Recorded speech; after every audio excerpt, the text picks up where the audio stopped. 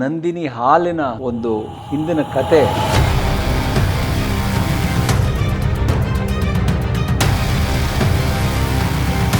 ಇಷ್ಟು ದೊಡ್ಡದಾಗಿದೆ ಅಂತ ನನಗೆ ನಿಜವಾಗ್ಲೂ ಗೊತ್ತಿರಲಿಲ್ಲ.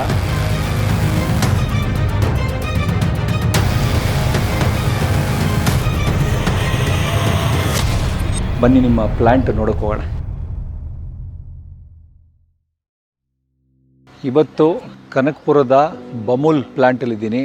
ದಕ್ಷಿಣ ಭಾರತದ ಅತಿ ದೊಡ್ಡ ಡೈರಿ ಪ್ರಾಸೆಸಿಂಗ್ ಯೂನಿಟ್ ಇದು. ಪ್ರತಿಯೊಂದು ಮನೆಯಲ್ಲೂ ನಂದಿನಿ ಹಾಲು ಉಪಯೋಗಿಸಿರ್ತೀರ. ಆ ಹಾಲಿನ ಕತೆ ಇವತ್ತು ನಾವು ನಿಮ್ಗೆ ಹೇಳ್ತಾ ಇದ್ದೀವಿ. ರೈತರು ಹಾಲು ಹಾಕಿದ ಮೇಲೆ ಚಿಲ್ಲಿಂಗ್ ಸೆಂಟರ್ಗೆ ಹೋಗುತ್ತೆ. ಚಿಲ್ಲಿಂಗ್ ಸೆಂಟ್ರಲ್ಲಿ 4 ಡಿಗ್ರಿ ಟೆಂಪ್ರೇಚರಲ್ಲಿ ಮೇಂಟೈನ್ ಮಾಡ್ತಾರೆ.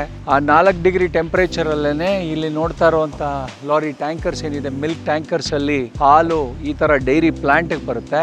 ಡೈರಿ ಪ್ಲಾಂಟಿಗೆ ಎಂಟ್ರ್ ಆದಮೇಲೆ ಏನೇನು ಪ್ರಾಸೆಸ್ ಆಗುತ್ತೆ ಸರ್? ಬಿಲೋ 4 ಡಿಗ್ರಿ ರಾ ಚೀಲ್ಡ್ ಮಿಲ್ಕ್ ಇಲ್ಲಿ ಬರುತ್ತೆ ಸರ್. ಇಲ್ಲಿ ಬಂದಾಗ ಅಲ್ಲಿ ಡಿಸ್ಪ್ಯಾಚ್ ಮಾಡಿರ್ತಾರಲ್ಲ, ಈಗ BMC CC ಆ ಡಾಕ್ಯುಮೆಂಟ್ಸ್ ಚೆಕ್ ಮಾಡಿ ನಮ್ಮ ಸೆಕ್ಯೂರಿಟಿ ಅಲ್ಲಿ ಎಲ್ಲ ಗಾಡಿಗೂ ಸೀಲ್ ಆಗಿರುತ್ತೆ ಹಿಂದೆಗಡೆ. ಸೊ ಸೀಲ್ ನಂಬರು ಮತ್ತು ಡಾಕ್ಯುಮೆಂಟ್ ಏನು ಸೀಲ್ ನಂಬರ್ ಇದೆ ಚೆಕ್ ಮಾಡ್ತಾರೆ.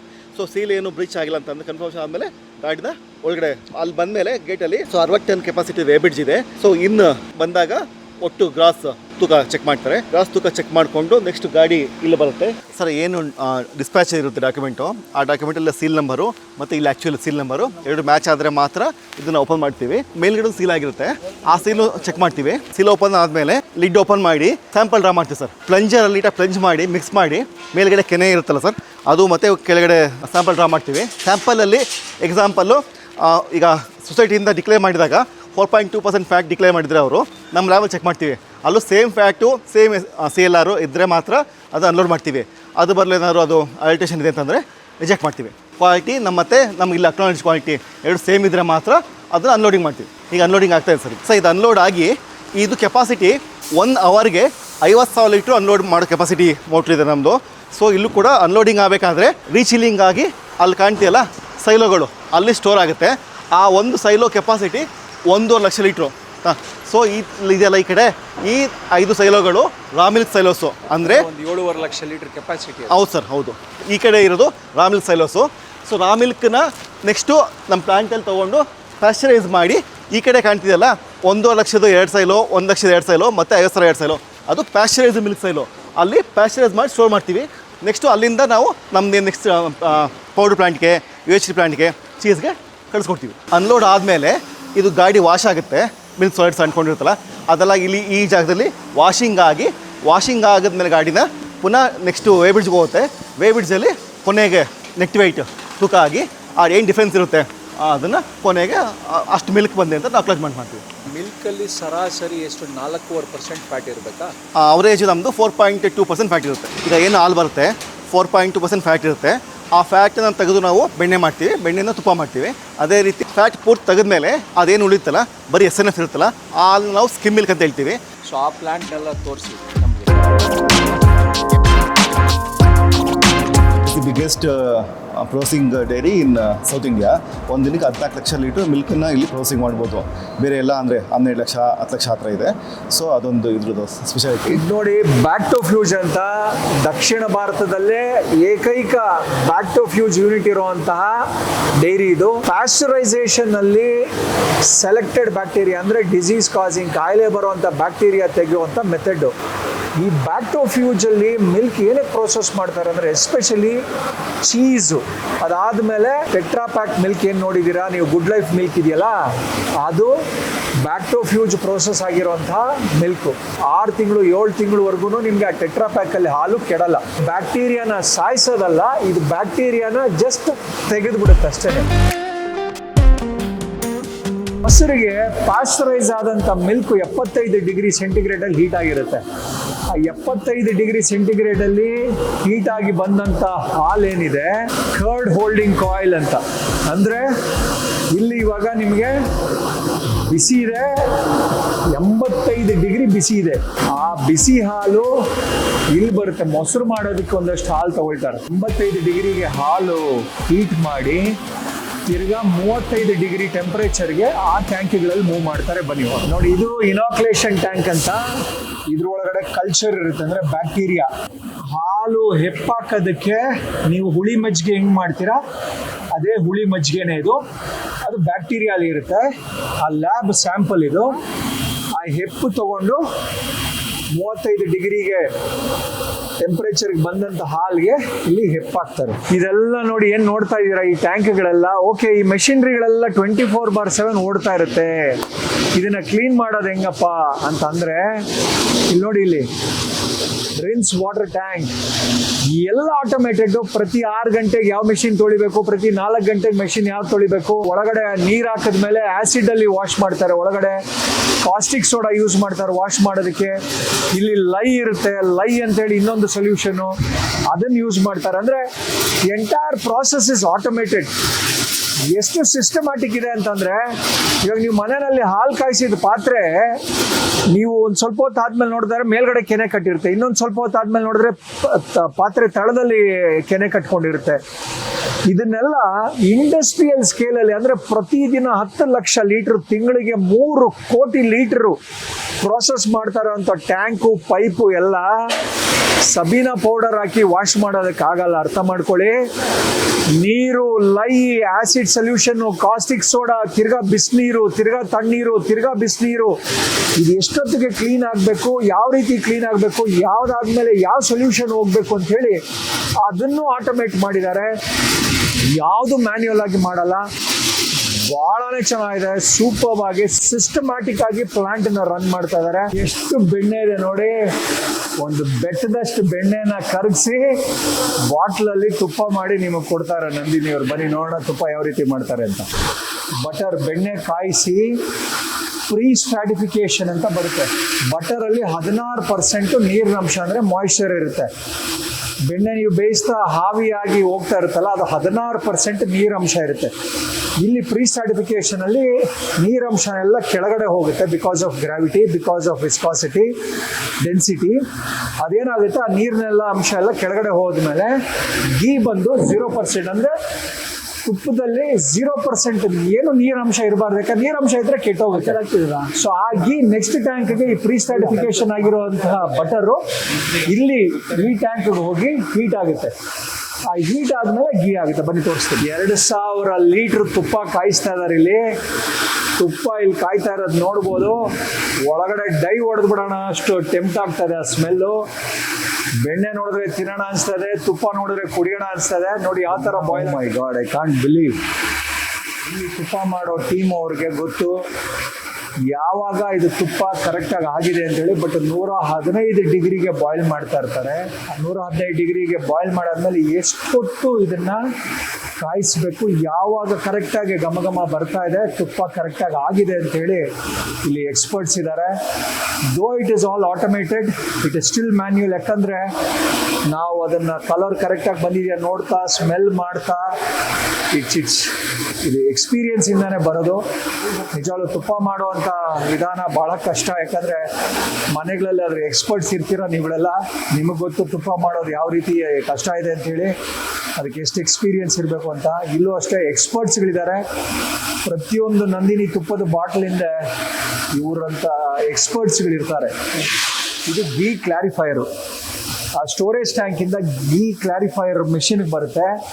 ಆ ಥರ ನಿಮಗೆ ದಪ್ಪವಾಗಿರೋದು ಅಥವಾ ಯಾವುದಾದ್ರು ಬ್ರೌನಿಶ್ ಗೀ ಏನಾದರೂ ಪಾರ್ಟಿಕಲ್ ಇತ್ತು ಅಂತಂದರೆ ಇದು ಸಪ್ರೇಟ್ ಮಾಡಿ ಪ್ಯೂರ್ ಗೀ ಮಾತ್ರ ಇಲ್ಲಿ ಪ್ಯಾಕಿಂಗಿಗೆ ಹೋಗುತ್ತೆ. ಎಲ್ಲ ಕ್ಲಾರಿಫೈ ಆಗಿರೋ ಗೀ ಫಿಲ್ಟರ್ ಆಗಿ ಎಕ್ಸಾಕ್ಟ್ ಗ್ರ್ಯಾನ್ಯೂಲ್ಸ್ ನಿಮ್ಗೆ ಹೆಂಗಿರಬೇಕು, ತುಪ್ಪ ಹೆಂಗಿರಬೇಕು ಅಂತ ಹರಳಲ್ಲಾಗಿ ಆ ತುಪ್ಪ ಇಲ್ಲಿ ಪ್ಯಾಕಿಂಗ್ ಪ್ಲಾಂಟ್ಗೆ ಬಂದು ನಂದಿನಿಯವರ pure ghee. So Nandini plant ಅಲ್ಲಿ ರೆಡಿ ಆಗಿರುವಂತಹ ಫ್ರೆಶ್ ನಂದಿನಿ ಗೀ. ಈ ತರ ಫ್ಲೆಕ್ಸಿ ಪ್ಯಾಕು, ಇದು 5 ಲೇಯರ್ ಪ್ಯಾಕು. ಇದೇ ತರ ಟೆಟ್ರಾ ಪ್ಯಾಕ್ ಹಾಲು ನೋಡಿ ಇಲ್ಲಿ ಹಾಕಿದ್ದಾರೆ 90 ಡೇಸ್ ಅಂತೇಳಿ. ಇದು 3 ತಿಂಗಳಿರುತ್ತೆ. ಟೆಟ್ರಾ ಪ್ಯಾಕ್ ಅಲ್ಲಿ ಗುಡ್ ಲೈಫ್ ಬರ್ತಲ್ಲ, ಅದು 6 ತಿಂಗಳಿರುತ್ತೆ. ಇದಕ್ಕೆಲ್ಲ ಕಾರಣ ನೋಡಿ ಇದೇನೆ, ಈ ಮ್ಯಾಜಿಕ್.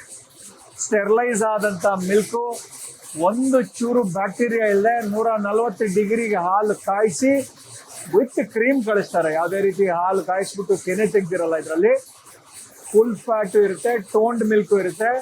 ಬಟ್ ಈ ಪ್ಯಾಕಲ್ಲಿ ಬಂದರೆ 90 ಡೇಸು ನೀವು ಆಚೆನೇ ಇಡ್ಬೋದು, ರೂಮ್ ಟೆಂಪರೇಚರಲ್ಲಿ ಏನು ಪ್ರಾಬ್ಲಮ್ ಇಲ್ಲ. ಟೆಟ್ರಾ ಪ್ಯಾಕ್ ಆದರೆ 6 ತಿಂಗಳು ಇಡ್ಬೋದು. That is your good life.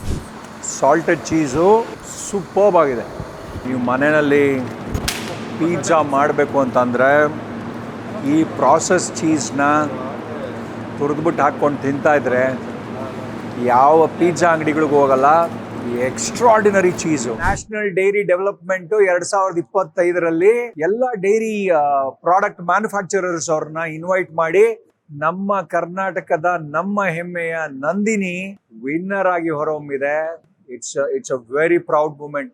ಎಷ್ಟು ಖುಷಿ ಆಗ್ತಾ ಇದೆ ಅಂತಂದ್ರೆ ನನಗೆ ಈ ಒಂದು ಪ್ರಶಸ್ತಿನ ನನ್ನ ಕೈಲಿಟ್ಕೊಂಡಿದ್ರೆ ಇದು ನನಗೆ ಬಂದಿದೆ ಅನಿಸ್ತದೆ. ಯಾಕಂದ್ರೆ ನಾನು ಹೆಮ್ಮೆಯ ಕನ್ನಡಿಗ, ನಂದಿನಿನು ಕನ್ನಡದ ಕರ್ನಾಟಕದ ಹೆಮ್ಮೆ. ಎಷ್ಟೋ ಲಕ್ಷಾಂತರ ರೈತರ ಕತೆ ಯಶೋಗಾಥೆ ಇದ್ರ ಹಿಂದೆ ಇದೆ. ಇದಕ್ಕೆಲ್ಲ ಈ ಒಂದು ಅವಾರ್ಡು ಅವ್ರಿಗೆಲ್ಲರಿಗೂ ಸಲ್ಲಬೇಕು. ಚೆಡಾರ್ ಚೀಸ್ ರೈಪ್ನಿಂಗ್ ಯೂನಿಟ್ ಅಲ್ಲಿ ಇದೀವಿ. ಚಳಿ ಕೊರಿತಾ ಇದೆ. ಚೀಸ್ ರೈಪ್ನಿಂಗ್ ಅಥವಾ ಚೀಸ್ ಏಜಿಂಗ್ ರೂಮ್ ಅಲ್ಲಿ ಇದೀನಿ. ಚೆಡಾರ್ ಚೀಸ್ ಮಾಡಿದ್ಮೇಲೆ ವೈನು ವಿಸ್ಕಿ ಎಲ್ಲ ಯಾವ ರೀತಿ ಸ್ಟೋರ್ ಮಾಡ್ತಾರೆ ಏಜಿಂಗಿಗೋಸ್ಕರ, ಅದೇ ರೀತಿ ಚೀಸು ಚೆಡಾರ್ ಚೀಸ್ ತಯಾರಿಸಿದ ಮೇಲೆ ಚೀಸನ್ನ ಇಲ್ಲಿಡ್ತಾರೆ.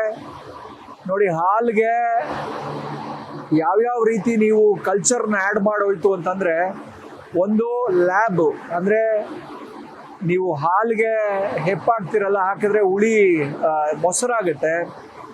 ಎರಡನೇದು ರೆನೇಟ್ ಕ್ವಾಗ್ಲೆಟ್ ಮೆಥಡನ್ನ ನೀವು ಆ ಕಲ್ಚರ್ ಆ್ಯಡ್ ಮಾಡಿದ್ರೆ ಚೀಸ್ ಆಗುತ್ತೆ. ಮೂರನೇದು ಸಿಟ್ರಿಕ್ ಆಸಿಡ್, ಅದನ್ನ ಯೂಸ್ ಮಾಡ್ತು ಅಂತಂದ್ರೆ ಪನ್ನೀರ್ ಆಗುತ್ತೆ. ಹಾಲಿಗೆ ಏನ್ ಆ್ಯಡ್ ಮಾಡ್ತೀರಾ ಅನ್ನೋದ್ರ ಮೇಲೆ ಚೀಸು, ಪನ್ನೀರು, ಮೊಸರು ಬರುತ್ತೆ. ವಾಟ್ ಅ ಬ್ಯೂಟಿ ಅಲ್ಲ. ಇಷ್ಟು ದೊಡ್ಡ ರ್ಯಾಕ್ನ ಯಾವ ತರ ತೆಗಿಯೋದಪ್ಪ ಅಂತ ನಾನು ನೋಡ್ಬೇಕು ಅಂತಂದ್ರೆ ನಾನು ಸರ್ ಕೇಳ್ತಾ ಇದ್ದೆ, ಏನ್ ಸರ್ ಈ ಫೋರ್ಕ್ ಲಿಫ್ಟ್ ಎಲ್ಲ ಮೇಲೋಗಿ ಮೇಲೆ ಇರೋದೆಲ್ಲ ತೆಗಿಬೇಕಲ್ಲ, ಫೋರ್ಕ್ ಲಿಫ್ಟ್ ಹೋಗೋದಕ್ಕೆ ನಾನು ಹೋಗೋಷ್ಟೇ ಜಾಗ ಇದೆ, ಯಾವ ತರ ಹೋಗೋದು ಅಂತೇಳಿ. ಇದು ಒಂದು ಸಿಂಗಪುರ್ ಕಂಪನಿ ಮಾಡಿರೋದು Manohar. Probably we are the only dairy unit who has done this. ನೋಡಿ, ಇಲ್ಲಿ ಇವಾಗ ಈ ಬಟನ್ ಯೂಸ್ ಮಾಡ್ತಾ ಇದ್ರೆ ನೋಡಿ, ಇಲ್ಲಿ ನೋಡ್ಬೋದು, ಇಲ್ಲಿ ಬಂದು ಇನ್ನೂ ಕ್ಲೋಸ್ ಆಗ್ತಾ ಇದೆ. ಇದು ಯಾಕೆ ಅಂತಂದ್ರೆ ಸೊ ದಟ್ ಇವಾಗ ಈ ಎರಡು ಜಾಗದಲ್ಲಿ ಫೋರ್ಕ್ ಲಿಫ್ಟ್ ಹೋಗಿ ಫೋರ್ಕ್ ಲಿಫ್ಟ್ ಮಾಡಿ ತಗೊಂಡು ಬರ್ಬೋದು. ಅದಾದ್ಮೇಲೆ ನನಗೆ ಇಲ್ಲಿ ಜಾಗ ಬೇಕು ಅಂತಂದ್ರೆ ನಾನು ತಿರ್ಗಾ ಇಲ್ಲಿಗೆ ಹೋಗ್ಬೇಕು ಅಂತಂದ್ರೆ ನೋಡಿ, ಇಲ್ಲಿ ಯೂಸ್ ಮಾಡ್ಬೋದು. ನೋಡಿ, ಇವಾಗ ಆ ಕಡೆ ರ್ಯಾಕಿಗೆ ಜಾಗ ಮಾಡ್ತಾ ಇದ್ದೀನಿ.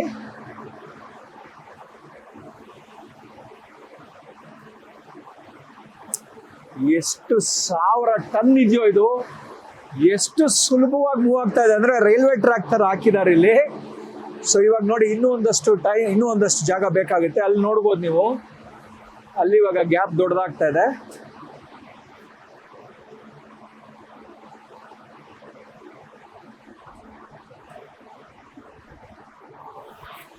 ನಮ್ಮ ಹೆಮ್ಮೆಯ ನಂದಿನಿ ನೋಡಿ ಯಾವ ಲೆವೆಲ್ಗೆ ವರ್ಲ್ಡ್ ಕ್ಲಾಸ್ ಡೈರಿನ ಸೆಟಪ್ ಮಾಡಿದೆ. ಈ ಲೆವೆಲ್ ಆಟೋಮೇಷನ್ ನಮ್ಮ ಬೆಂಗಳೂರು ಡೈರಿನಲ್ಲಿ ಇದೆ ಅಂತಂದ್ರೆ ಎಷ್ಟು ಹೆಮ್ಮೆ ವಿಷಯ ಅಲ್ಲ. ನಿಜವಾಗ್ಲೂ I am so privilege that ಈ ಇನ್ಫಾರ್ಮೇಶನ್ ಎಲ್ಲ ನಿಮಗೆ ಕೊಡುವಂಥ ಒಂದು ಅವಕಾಶ ನನಗೆ ಬಮೂಲ್ ಡೈರೆಕ್ಟ್ರು, ಬಮೂಲ್ ಪ್ರೆಸಿಡೆಂಟ್ ನನಗೆ ಒದಗಿಸ್ಕೊಟ್ಟಿದ್ದಾರೆ. GM ಎಲ್ಲರೂ ಹ್ಯಾಟ್ಸ್ ಆಫ್ ಟು ಯು. ಇವಾಗ ಸ್ಕಿಮ್ಡ್ ಮಿಲ್ಕ್ ಪೌಡರ್ SMP ಅಂತಾರೆ, ಹಾಲನ್ನ ಪುಡಿ ಮಾಡೋ ಯೂನಿಟ್ಗೆ ಬಂದಿದ್ದೀವಿ. This is again automated. ಇಲ್ಲಿ ಸ್ಕಿಮ್ಡ್ ಮಿಲ್ಕ್ ಪೌಡರ್ ಮಾಡ್ತಾ ಇದ್ದಾರೆ, ಸಿಸ್ಟಮ್ಸ್ ಅಲ್ಲೇ ಎಲ್ಲ ಕಂಟ್ರೋಲ್ ಮಾಡ್ತಾರೆ. ಇಲ್ಲಿ ವೇ ಪೌಡರ್ ಮಾಡ್ತಾರೆ, ಅಂದರೆ ಪ್ರೋಟೀನ್ ಪೌಡರು. ಇದು ಇವಾಗ ಬಿಸ್ಕೆಟ್ ಇಂಡಸ್ಟ್ರಿಗೆ ಹೋಗ್ತಾ ಇದೆ. 11 ಲೀಟ್ರು ಹಾಲಿಗೆ 1 kg ಮಿಲ್ಕ್ ಪೌಡರ್ ಸಿಗ್ತದೆ. ಸರಾಸರಿ 4 ಲಕ್ಷ ಲೀಟರು ಪ್ರತಿದಿನ ಹಾಲ್ ಪೌಡರ್ ಆಗಿ ಕನ್ವರ್ಟ್ ಮಾಡ್ತಾ ಇದ್ದಾರೆ ಈ ಪ್ಲಾಂಟ್ ಅಲ್ಲಿ. ಇಲ್ಲೇನ್ ನೋಡ್ತಾ ಇದ್ದೀರಾ, ಇದು ವೇ ಪ್ರೊಸೆಸಿಂಗ್ ಪ್ಲಾಂಟ್. ಅವಾಗಲೇ ಹೇಳ್ದಂಗೆ 4 ಲಕ್ಷ ಲೀಟರ್ ಈ ಪ್ಲಾಂಟ್ ಅಲ್ಲಿ ಪ್ರೋಸೆಸ್ ಆಗುತ್ತೆ. ಪಕ್ಕದಲ್ಲಿ 6 ಲಕ್ಷ ಲೀಟರ್ ಪ್ರೋಸೆಸ್ ಆಗುತ್ತೆ. ಒಟ್ಟು 10 ಲಕ್ಷ ಲೀಟರ್ ಮಿಲ್ಕ್ ನ ಪ್ರೋಸೆಸ್ ಮಾಡ್ತಾರೆ. ವೇರಿಯಸ್ ಪ್ರಾಡಕ್ಟ್ಸ್, ಮೊಸರು, ಬೆಣ್ಣೆ, ಹಾಲು, ತುಪ್ಪ, ಚೀಸು, ಮಿಲ್ಕ್ ಪೌಡರು, ಈ ತರ ಸಾಕಷ್ಟು ಪ್ರಾಡಕ್ಟ್ ಗಳಿಗೆ ಇಲ್ಲಿ ಪ್ರೊಸೆಸಿಂಗ್ ಪ್ಲಾಂಟ್ಸ್ ಇದೆ. ಒಟ್ಟು 10 ಲಕ್ಷ ಲೀಟರ್ ಪ್ರೋಸೆಸ್ ಮಾಡುವಂತ ಕೆಪಾಸಿಟಿ ಇರುವಂತ ಪ್ಲಾಂಟ್. ತಿಂಗಳಿಗೆ ಸರಾಸರಿ 3 ಕೋಟಿ ಲೀಟರ್ ಹಾಲ್ನ ಪ್ರೋಸೆಸ್ ಮಾಡ್ತಾ ಇದೆ ಈ ಪ್ಲಾಂಟ್. ಬಂದಂಥ ಹಾಲಲ್ಲಿ 80-85% ನೀರಿನಂಶ ಇರುತ್ತೆ. ಆ ನೀರಿನಂಶ ಬಾಯ್ಲ್ ಮಾಡಿ ಒಂದು 50-60% ನೀರನ್ನ ಇಲ್ಲಿ ತೆಗಿತಾರೆ ಎವಾಪ್ರೇಷನ್ ಸೆಕ್ಷನಲ್ಲಿ. ಮುಂದೆ ನೆಕ್ಸ್ಟು ಈ ಎವಾಪ್ರೇಷನ್ ಸೆಕ್ಷನಿಂದ ಗಟ್ಟಿ ಹಾಲು ಹೋಗುತ್ತೆ ನೆಕ್ಸ್ಟ್ ಸೆಕ್ಷನ್ಗೆ. ಆ ಗಟ್ಟಿ ಹಾಲು ಹೋದಾಗ ಆ ಹಾಲು ಪೌಡರ್ ಫಾರ್ಮ್ಯಾಟಲ್ಲಿ ತಿರ್ಗಾ ಚಿಮ್ಕಿಸ್ತಾರೆ. ಆ ಪೌಡರ್ ಫಾರ್ಮ್ಯಾಟಲ್ಲಿ ಬೀಳೋವಾಗ ಅಂದರೆ ಹನಿಯಾಗಿ ಬೀಳೋವಾಗ ಒಂದು ಚೂರು ಮಾಯ್ಶ್ಚರ್ ಇಲ್ಲದೆ ನಿಮಗೆ ಕಂಪ್ಲೀಟ್ ಪೌಡರ್ ಆಗಿ ಸಿಗುತ್ತೆ. This is your milk powder. 100% milk. ಇದನ್ನು ನೀರು ಹಾಕಿ ಕಾಯಿಸ್ಕೊಂಡ್ರೆ ಮಿಲ್ಕ್ ಪೌಡರ್ ಇದು ಮಿಲ್ಕ್ ಆಗುತ್ತೆ, ಹಾಲಾಗುತ್ತೆ. ಸಾಕಷ್ಟು ದೇಶಗಳಲ್ಲಿ ಎಸ್ಪೆಷಲಿ ಸೌತ್ ಈಸ್ಟ್ ಏಷ್ಯನ್ ಕಂಟ್ರೀಸಲ್ಲಿ ಮಿಲ್ಕ್ ಪ್ರೊಡಕ್ಷನ್ ಇಲ್ಲದೆ ಇರೋವಂಥ ದೇಶಗಳಲ್ಲಿ ಹಾಲು ಶಿಪ್ಪಿಂಗ್ ಮಾಡೋವಾಗ 15 ದಿನ, ಇವಾಗ ಟೆಟ್ರಾ ಪ್ಯಾಕ್ಗಳಲ್ಲಿ ಶಿಪ್ ಮಾಡ್ತು ಅಂತಂದರೆ ಟೆಟ್ರಾ ಪ್ಯಾಕ್ 6 ತಿಂಗಳಿರುತ್ತೆ, ಪರವಾಗಿಲ್ಲ. ಟೆಟ್ರಾ ಪ್ಯಾಕ್ ಕಾಸ್ಟ್ಲಿ ಆಗುತ್ತೆ ಅನ್ನೋರು ಸಾಕಷ್ಟು ಜನ 25 kg ನಂದಿನಿ ಮಿಲ್ಕ್ ಪೌಡರ್ ಪ್ಯಾಕ್ನ ತೊಗೊಳ್ತಾರೆ. ಇದರ ಶೆಲ್ಫ್ ಲೈಫು ನಿಮಗೆ 2 years ಇರುತ್ತೆ, ಅಂದರೆ 2 ವರ್ಷಗಳ ಕಾಲ ನಿಮಗೆ ಕೆಡ್ದಂಗಿರುತ್ತೆ. ಯಾವ್ಯಾವ ಏರಿಯಾಗಳಲ್ಲಿ, ಯಾವ್ಯಾವ ಊರುಗಳಲ್ಲಿ, ಯಾವ್ಯಾವ ದೇಶಗಳಲ್ಲಿ ಹಾಲಿನ ಕೊರತೆ ಇದೆ ಅವರು ಈ ಮಿಲ್ಕ್ ಪೌಡರ್ನ ತೊಗೊಳ್ತಾ ಇದ್ದಾರೆ. ನಂದಿನಿ ಸಾಕಷ್ಟು ದೇಶಗಳಿಗೆ ಸಪ್ಲೈ ಮಾಡ್ತಾ ಇದೆ ಇದು ಆಲ್ರೆಡಿ. ಇಂಡಿಯಾನಲ್ಲೇ ಸಾಕಷ್ಟು ಕಡೆ ರೆಸ್ಟೋರೆಂಟ್ಸು ಎಲ್ಲನೂ ಹೋಟೆಲ್ಸು ಮನೆಗಳಲ್ಲೂ ಕೆಲವರು ನಂದಿನಿ ಮಿಲ್ಕ್ ಪೌಡರ್ನ ತೊಗೊಂಡು ಇಟ್ಕೊಳ್ತಾರೆ. Milk powder again they use it for various recipe. ಸಾಕಷ್ಟು ತಿಂಡಿ ತಿನಿಸುಗಳು ಯೂಸ್ ಮಾಡೋದಕ್ಕೆ ಮಿಲ್ಕ್ ಪೌಡರ್ನ ಯೂಸ್ ಮಾಡ್ತಾರೆ. 25 kg ಬ್ಯಾಗು ಇವಾಗ ಸರಾಸರಿ 300 ರೂಪಾಯಿನೋ ಇದೆ kg. ಇದು wholesale price per kg of milk powder. ಅಂದರೆ ನೀವು ಅರ್ಥ ಮಾಡ್ಕೊಳ್ಳಿ, ನಿಮಗೆ 11 ಲೀಟ್ರ್ ಹಾಲು ಬೇಕು 1 kg ಮಿಲ್ಕ್ ಪೌಡರ್ ಬರೋದಕ್ಕೆ. ಕರ್ನಾಟಕ ರಾಜ್ಯ ಸರ್ಕಾರದ ಇನ್ನೊಂದು ಸ್ಕೀಮಲ್ಲಿ ಕೆನೆಭರಿತ ಹಾಲಿನ ಪುಡಿ ಹೋಲ್ ಮಿಲ್ಕ್ ಪೌಡರ್ ಅಂತೇಳಿ ವಿತ್ ಫ್ಯಾಟು ಅಂಗನವಾಡಿ ಮಕ್ಕಳಿಗೆ, ಸರ್ಕಾರಿ ಶಾಲೆ ಮಕ್ಕಳಿಗೆ ಒಳ್ಳೆ ಪೌಷ್ಟಿಕಾಂಶ ಸಿಗಲಿ ಅಂಥೇಳಿ ಸರ್ಕಾರದಿಂದ ಕೊಡ್ತಾ ಇರುವಂತಹ ಇದು ಹೋಲ್ ಮಿಲ್ಕ್ ಪೌಡರ್, ಕೆನೆಭರಿತ ಹಾಲಿನ ಪುಡಿ. ಕರ್ನಾಟಕ ಮಿಲ್ಕ್ ಫೆಡರೇಷನ್ ಅಂತೇಳಿ 40 ವರ್ಷಗಳ ಹಿಂದೆ ಶುರುವಾಗಿದ್ದು 1984ರಲ್ಲಿ. 1965ರಲ್ಲಿ ಲಾಲ್ ಬಹದ್ದೂರ್ ಶಾಸ್ತ್ರಿ ಅವರು ಇನಾಗ್ರೇಟ್ ಮಾಡಿದಂತಹ ಬ್ಯಾಂಗ್ಳೂರು ಡೈರಿ 60 ವರ್ಷಗಳ ಹಿಸ್ಟ್ರಿ ಇದೆ. ಕರ್ನಾಟಕ ರಾಜ್ಯದ ಹಾಗೂ ದೇಶದ ಭಾಳ ದೊಡ್ಡ ಒಂದು ಕೋಆಪರೇಟಿವ್ ಸಹಕಾರಿ ಸಂಸ್ಥೆಯಾಗಿ ಇದು ಬೆಳೆದಿದೆ. ಇದು ವರ್ಷದ ವಹಿವಾಟು $2 ಬಿಲಿಯನ್, ಅಂದರೆ 18,000 ಕೋಟಿ ವಹಿವಾಟು ನಡೆಸುತ್ತೆ ವರ್ಷಕ್ಕೆ. ಇದು ಸರಾಸರಿ. ಬಮೂಲ್ ಬಂದು KMF ಬಂದು ಒಂದು ಮದರ್ ಆರ್ಗನೈಸೇಷನ್ ಅಥವಾ ಏಪೆಕ್ಸ್ ಬಾಡಿ. ಆ KMF ಕೆಳಗಡೆ 16 ಆರ್ಗನೈಸೇಷನ್ಗಳು ಬಮೂಲ್ ಥರ ಹಾಲು ಒಕ್ಕೂಟಗಳಿದೆ. ಬಮೂಲು 20% ಅಂದರೆ 1 ಕೋಟಿ ಲೀಟರು ಹಾಲು ಪ್ರತಿದಿನ ಪ್ರೋಸೆಸ್ ಆಗ್ತಾಯಿದ್ರೆ ಆ 1 ಕೋಟಿ ಲೀಟ್ರಲ್ಲಿ 18 ಲಕ್ಷದಿಂದ 20 ಲಕ್ಷ ಲೀಟ್ರಷ್ಟು ಬಮೂಲು ತಯಾರಿಸೋದು. ಅಂದರೆ ಕರ್ನಾಟಕ ರಾಜ್ಯದ ಎಲ್ಲ ಒಕ್ಕೂಟಗಳಿಗಿಂತ ಅತಿ ದೊಡ್ಡ ಒಕ್ಕೂಟವಾಗಿ ಹೊಮ್ಮಿದೆ ಇದು ಬಮೂಲು. KMFನ ಒಂದು ಅವಿಭಾಜ್ಯ ಅಂಗ. 20 ಲಕ್ಷ ಲೀಟ್ರ್ ಹಾಲನ್ನ ಪ್ರೋಸೆಸ್ ಮಾಡ್ತಾ ಇದೆ.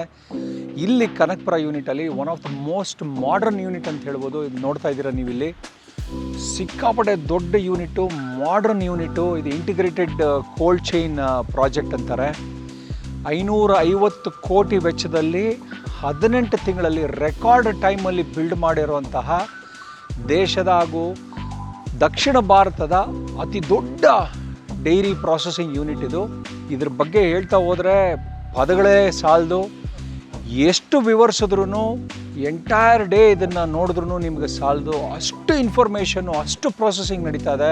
ಬಯಲುದಾರಿ ಎಪಿಸೋಡ್ನ ನೋಡ್ತಾನೆ ಇರಿ. ಈ ಥರ ಸಾಕಷ್ಟು ಇನ್ಫಾರ್ಮೇಟಿವ್ ಪಾಡ್ಕಾಸ್ಟ್ಗಳನ್ನ ಮಾಡ್ತಾ ಇರ್ತೀವಿ. ನಿಮ್ಮ ಸಹಾಯ ಹಿಂಗೆ ಇರಲಿ. ನಮಸ್ಕಾರ.